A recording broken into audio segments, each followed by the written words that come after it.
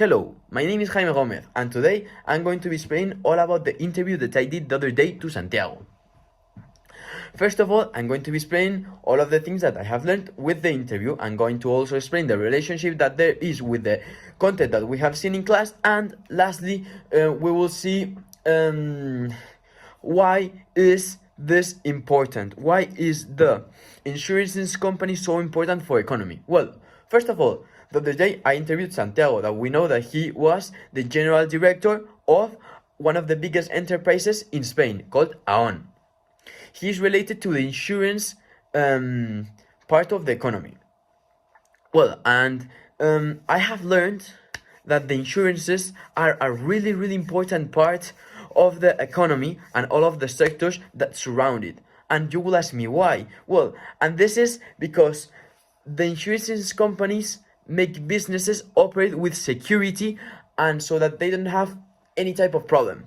What I mean with this is they try to give subsidies or aid when there is any type of problem. For example, imagine there is a fire or there is something that has broken that is really big in a company. What the insurance companies is provide them with aid so that they can pay those things back. So the thing that they do is restore again the economy in that company, and this is a clear example of economic stability. The first question that I have done to Santiago is how the general economic situation of a country, such as the growth or recession, can affect the insurance companies, and also I can relate this to the supply and demand that we have seen in class. Well, I think this is a really important part because I also have learned many things about it. First of all, the insurance industry is somehow counter-circular, meaning it doesn't follow the economy's ups and downs directly. While a recession might affect some parts of the insurance market, all of it is not going to be impacted because there are many insurances that are obligated by law, such as the one of the car, the one of the house, and those ones are going to be essential because you need them. So the insurance companies are not going to be affected in that part, as the demand is going to be the same. But if the economy goes really well, then they are going to have a lot of demand because they are going to willing to have more cars, more operators, more houses. So if the economy goes well, the insurance companies is going to have more supply. But if the economy goes bad, the insurance is not going to lose a lot of money. So it is a market where there is a lot of stability, and it is a market that if you don't want to take risks, is a good moment to go there. The third question I asked Santiago is all related about the GDP, because we have seen all of this in class and I wanted to enter in more details about it. I asked him if he could tell me the percentage of the GDP that the insurance companies makes in Spain. And as we have seen in class, the GDP is the gross domestic product, where there is three parts to calculate it, and he told me that the insurance sector in Spain is regulated by the Directorate General of Insurance, which falls in the Ministry of Economy. Yes. The insurance sector is part of the services sector, which makes the largest portion out of all the other two. The insurance sector in Spain contributes up to 5% of the GDP in Spain. So this is a significant percentage that shows that it is really important for the country, that all of the insurance sectors contribute that amount of the GDP. Another question that I have asked Santiago is if there was imperfect or perfect competition in the insurance companies, and this is related to the content of class. He told me that the insurance companies is highly competitive and interconnected globally. Prices are not only set by insurances of Spain, but they are also established by the headquarters of international insurances and also by the market of Lloyd's. He said that one established a lot of the prices. There is an excess of capacity in the market, meaning that many companies are willing to offer many insurances, both for individuals and also for the businesses.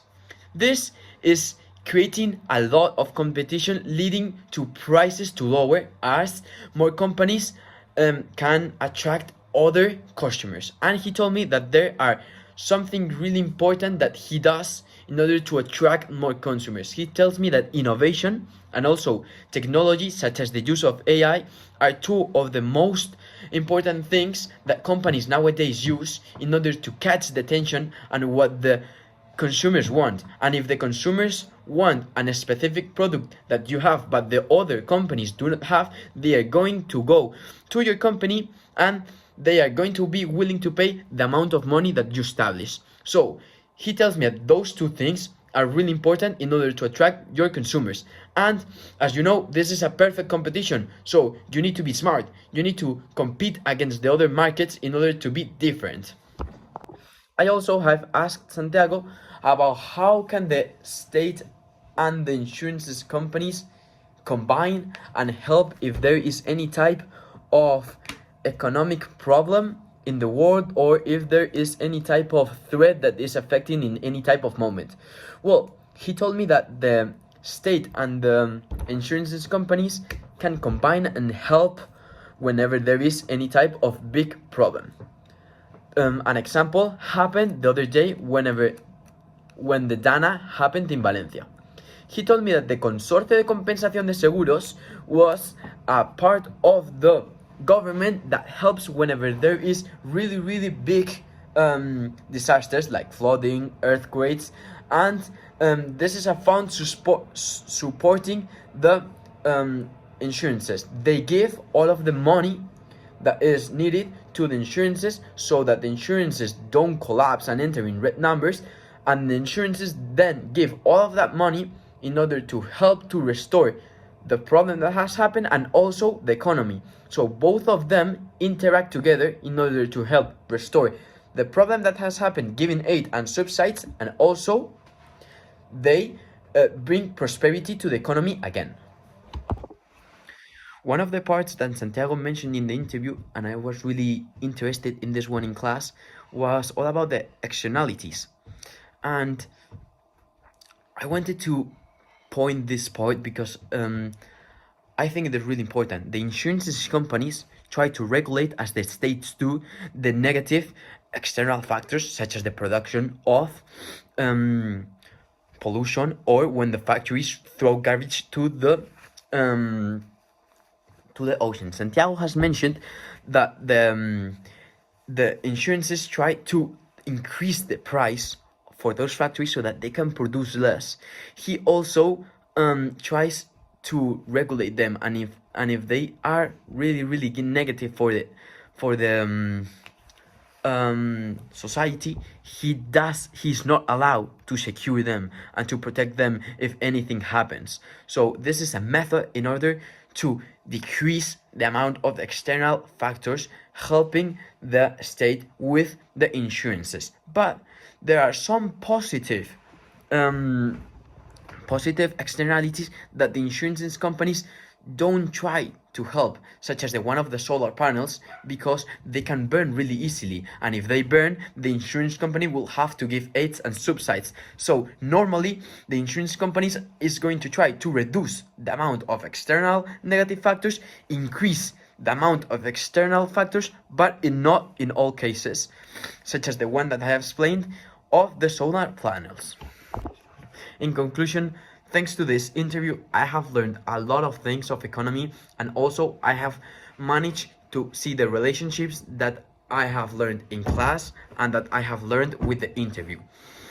I think that the insurances are a really important part of economy because they help it with the externalities. For example, they also try to support the businesses that are facing any type of problems, such as the fires or any threat that could happen. They also intervene with the state. So all of the roles that the insurances sector does is not just a simple job. It is one of the hardest jobs because it tries to help consumer, businesses, and also the business.